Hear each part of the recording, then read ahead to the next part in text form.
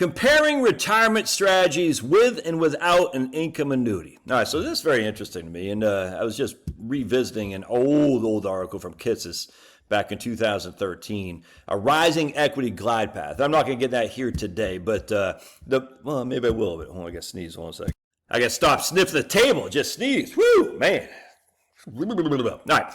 So anyway, the point being is that what Kitces was talking about is says, hey, look, man, basically at the end of the day, we're going to have you have a bunch of cash and then stocks, essentially a barbell. He's not looking at it the same way I do, but the premise is similar.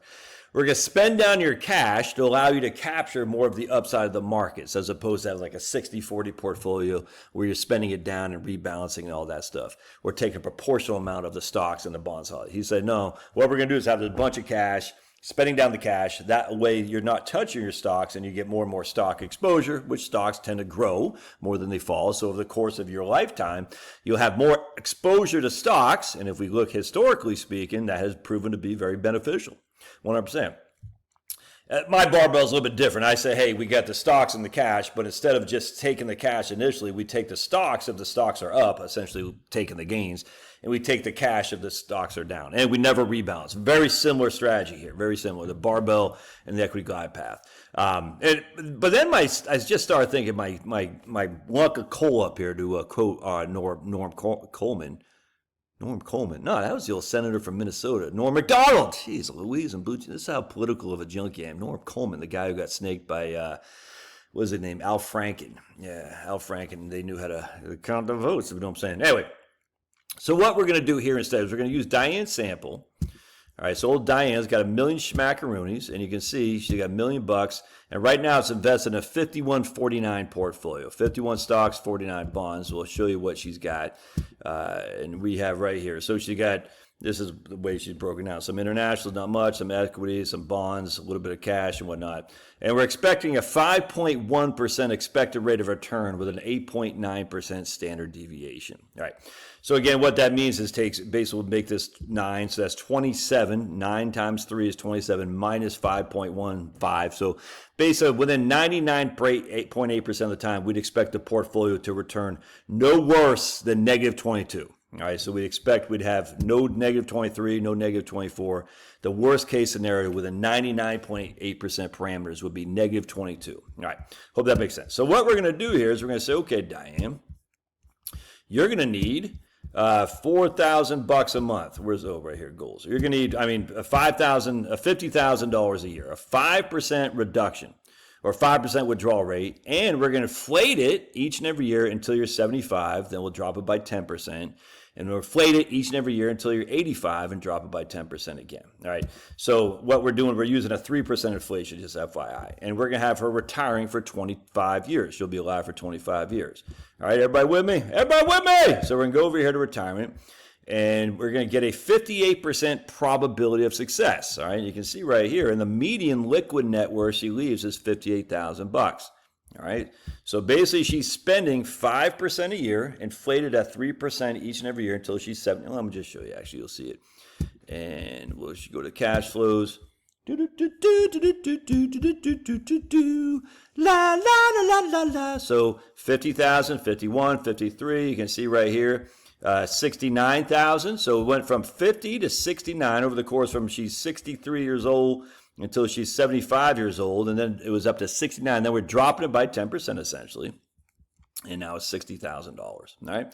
And then it's going up again, up again, up again, up again, up again. And then when she's 85, we're dropping it by another 10% essentially until she's dead at 87. So we got 25 years in here. All right. 25 years of experience.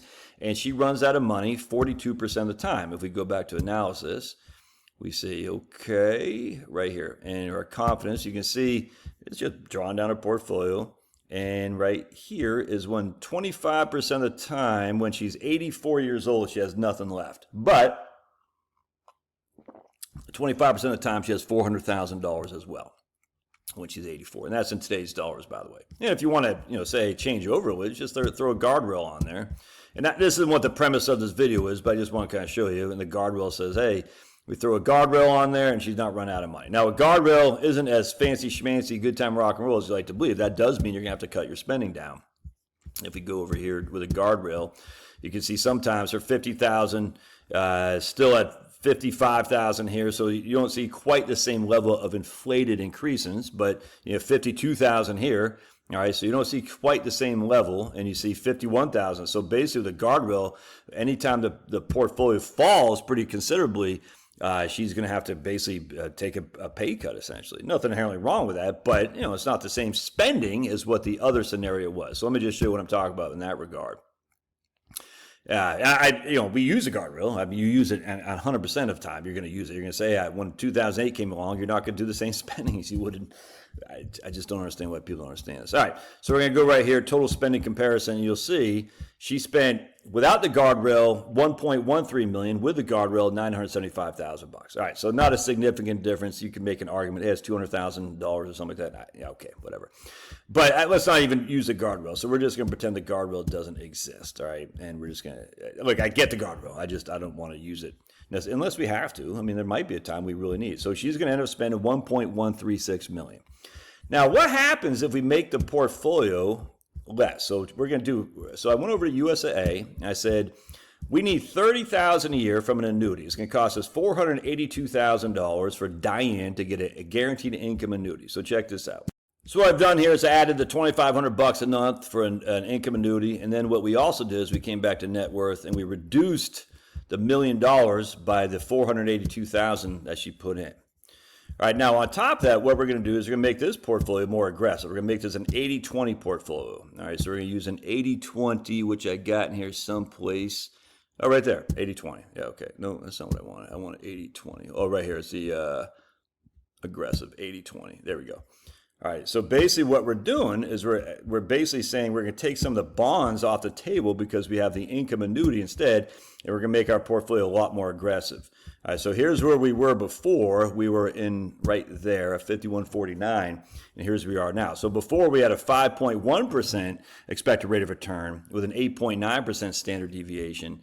Now we have a 5.6% expected rate of return, so a 10% annual increase compounded with a 13.2% standard deviation. All right, so 13.2 and 5.6, what that simply means is 13 times 13, or 13 plus, that's 39 minus 5. So in any given year, we'd expect to be down no greater than 34%, whereas I think before it was 22. So we've changed our downside mechanism from negative 22 to negative 34.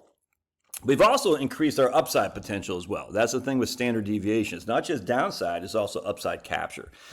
All right, so what that means is we'll have more upside as well. So now let's take a look and see what we're doing here. So we go to retirement, and we're going to go back to singing, blah. Oh, we got to change down here. Hold on a second.